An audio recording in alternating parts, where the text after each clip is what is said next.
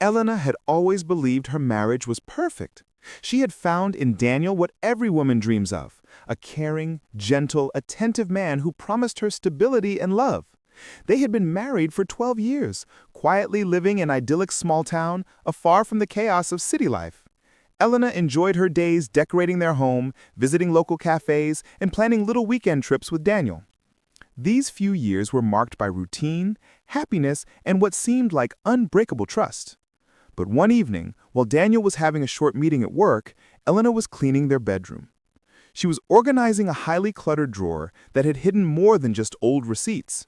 The notebook at bottom caught her eye. She thought it was an old journal, but inside was Daniel's phone. He had left it behind carelessly. She picked it up curiously and opened the Messages app. The first thing she noticed were texts from a woman named Sophia. Sophia's messages weren't innocent. They were subtle but frequent, filled with intimate jokes, hidden nicknames, and plans Daniel had never mentioned. Elena's hands began to tremble as she continued reading. She found messages dating back months, some even from weeks ago, all hidden from her. She felt an ache deep in her chest, as if her world had collapsed overnight. All the memories of happiness was suddenly cast in a shadow. She couldn't believe that her calm, gentle husband could be keeping this kind of secret. Befuddled and sick at heart, she stumbled toward the living room, sitting on their plush sofa, trying to contain the flood of thoughts. How could he? She whispered to herself, her voice quivering. Elena decided that confrontation was inevitable, but she needed time to think. She spent the night awake, replaying Daniel's every gesture, every promise, and every smile in the light of this new knowledge. The following morning, she made excuse for herself and went for a walk into the woods nearby stream, hoping nature would calm her storming mind. As she sat by the flowing water, tears streaming down her face, she remembered the first time Daniel held her hand. They had been innocent, young, and full of dreams. She felt that childhood trust was now shattered, but the same childhood innocence called her toward reflection. She knew that she had two options: ignore and pretend nothing had happened, or face Daniel and seek truth. Now, with every heartbeat, her resolve hardened. Elena returned home late in the evening. Daniel was there, his expression calm, oblivious to the discovery waiting in her silence. "We need to talk," she said simply, but the words carried weight he couldn't ignore. "What about?" he asked, looking puzzled. "You know what," she replied, voice low but firm.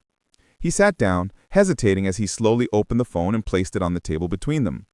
Daniel's face turned from confusion to shock, then pale gray. Elena watched him carefully, noticing for the first time the faint lines of doubt and guilt that had been hidden under his usual composed demeanor. I didn't... It's not what you think," he stammered, avoiding her gaze. "Then explain it," she said. "It was nothing serious. Sophia and I were just talking, that's all," he continued. "Talking? She's sending you flirty messages, promises, your private plans. This is not just talking," Elena interjected, her voice gaining strength with anger and pain. "Elena, please don't make more of this. I care about you. I love you," he pleaded, hoping words could mend what actions had broken. "Love me? Then why hide it?" she asked, her eyes filling with hurt. I didn't want to tell you. I thought it would just blow over. I never meant to hurt you," he admitted. The conversation continued long into the evening, each sentence lapping with emotion, regret, and truths long buried. Daniel finally confessed he had had an emotional and amorous connection with Sophia for a year, but that he never sought physical affair.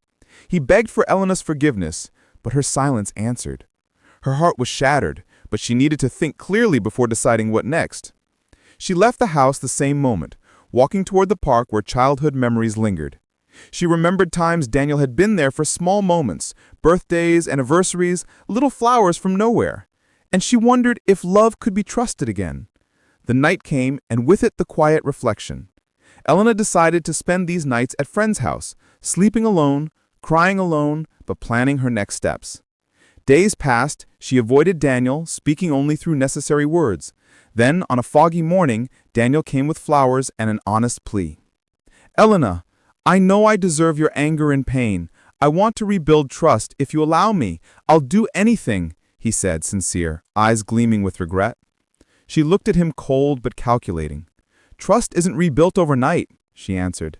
"I need time to sort my feelings, time for you to prove you're worth it." Daniel nodded, accepting the challenge. Elena decided to give him one chance, but only on these conditions: full transparency, complete honesty, open counseling, and patience. She began attending therapy, sometimes alone, sometimes with Daniel. They worked through his secrets, her pain, and the resulting distrust. It was not a maze period. Every day was struggle, but gradually Daniel learned what trust really meant, and Elena learned how to rebuild strength and boundaries. Their relationship was never perfect again, but this pain taught them a lesson about communication, trust, and self-respect. 3 years later, they could look at themselves in a mirror without lying. They discovered new strength, the power of forgiveness, and the struggle that made love truly matter.